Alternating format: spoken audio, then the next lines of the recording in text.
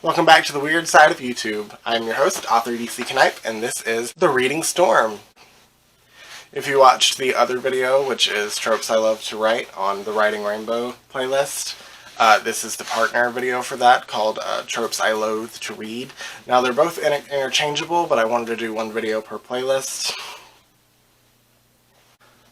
So let's get started. You can watch either in either order. It's the same, really. The Tropes I Loathe to Read, starting now.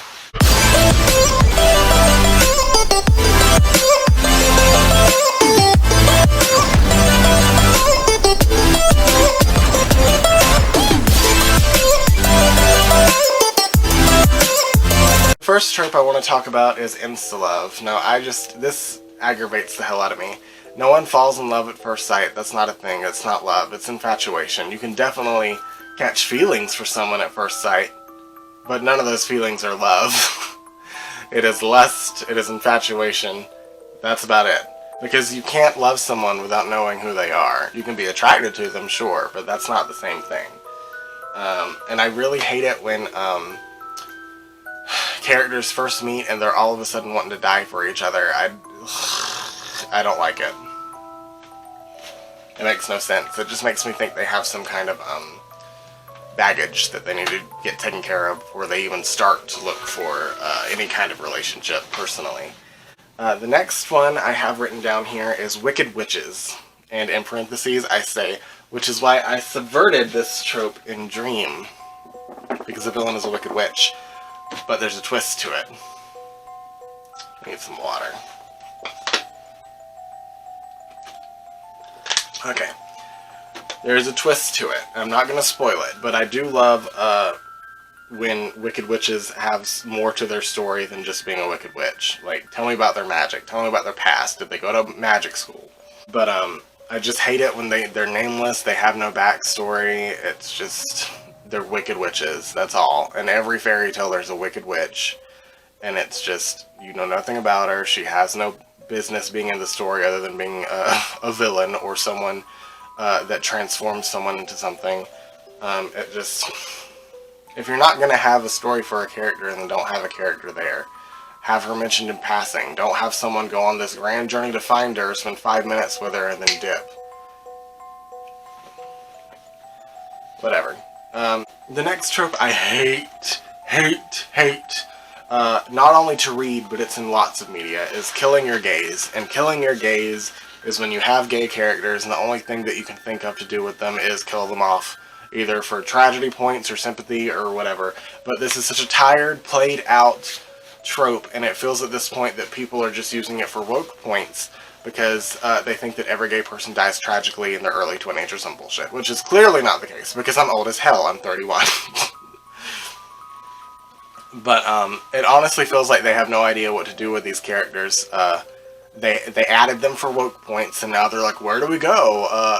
They came out of the closet, now what? Let them get gay bashed, let them die of AIDS, like. And it doesn't just mean gay men, it's also on lesbians and trans people as well. It's a whole umbrella term for everyone in the LGBT community, represented by characters that die young. It's quite sad. This next trope that I hate is love triangles. Now, there's a few reasons why I hate this. I do think this could be done well. This trope could very well be done well. However, I don't think there's a way to make this trope end well without making the characters polyamorous and end up all three together at the end. I said it. I said it. Love triangles are really annoying, especially coming from someone that has been in polyamorous relationships before. If all three of you have feelings for each other, and clearly a lot of these heteronormative love triangles, the men involved do have feelings for each other from the way they fight so hard. They clearly do have feelings for each other. Then why don't you all three just suck it up and get together? Like, it's 2021. You don't have to pretend to be this machismo, I only do girls bullshit.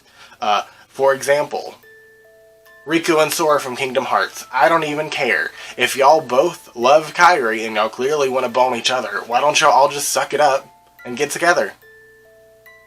I'm just saying. It really annoys me. It irks the hell out of me.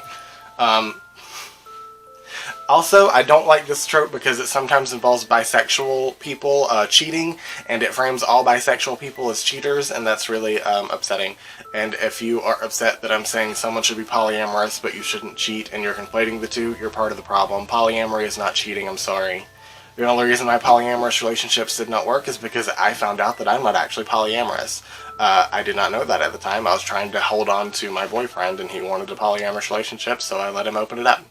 But I know that now, and I think that's good growth for me, but character development, but we're gonna move on. This next one is the trope, this modern trope that I really hate. It's in a lot of modern horror movies, maybe novels. I haven't read any modern horror novels in a while. I read classic ones like Stephen King's old stuff. But all heroes dying at the end, all of them, no final girl, no nothing, the villain wins. Everything they've done is for naught. I hate it. There's no point to these stories in my mind if every one of your heroes dies at the end. The villain wins. Everything they learned doesn't amount to anything. Everything we learned doesn't amount to anything because nothing gets done about it. There's still injustices happening. There's still murders happening. It doesn't matter. You've literally rendered your entire point worthless. You have rendered your entire narrative worthless. None of it matters. If you're going to do this as a prologue to a book or a movie, hell yes. Kill everyone involved in that first attack. Kill them all.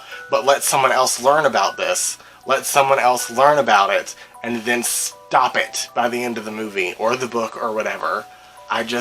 See, the Saw series does this a lot, but it was a series, and it ended up ending at the end, and that's what made it okay. When it's a standalone film or a book, and everyone dies at the end, and we're expected to be okay with that, I don't understand what's going through the author's mind. You're literally... This is the literature equivalent of blueballing someone. I don't like it. I hate it. I hate it with a passion. Stop doing this. Horror directors, horror writers, stop killing off all your characters in standalone narratives. It is pointless. It has no... I know you think you're subverting, like, tropes, and you're doing something new. It might be new, relatively, but it's not good. Just because something is new doesn't mean it's good. You are literally... wasting everyone's time. The character's time, your time, the people watching your movie or reading your book, you are wasting all of it. Stop. I know you hear me. Stop. Alright, I think that is it for my tropes that I hate to read or watch or whatever. If you haven't seen the first video, the tropes I love to write or read or watch or whatever, it is on the playlist of the Writing Rainbow. These two are like twinsy videos that I did back to back. I guess you can't tell because I'm wearing the same outfit and the same wig and the same makeup. But if you like this video, please like, comment, please subscribe. But honestly, I appreciate just you watching it, and I really do love you guys and appreciate all the time in the world that you give me. I hope you guys are surviving 2021. I hope you guys have a happy Valentine's Day. And I love you, and I will see you next time. Bye!